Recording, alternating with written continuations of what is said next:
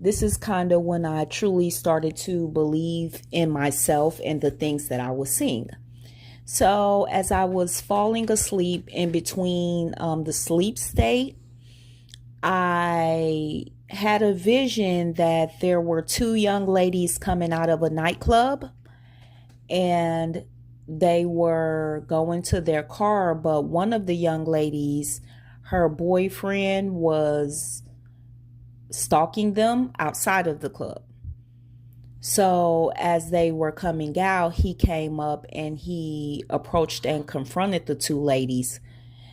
The girlfriend, she kind of went off on him a little bit, like, what are you doing here? Um, all of this kind of stuff. And he was just saying, hey, that I was calling you, you wasn't answering.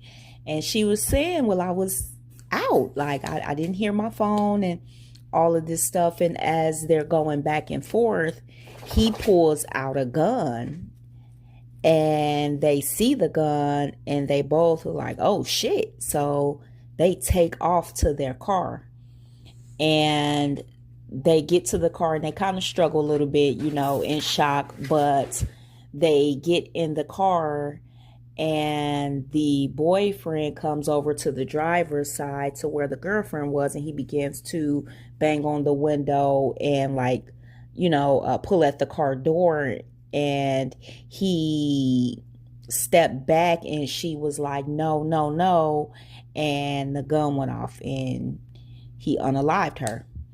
The friend was in shock and she started to kind of bend down underneath the dashboard as much as she could, kind of in a fetal position.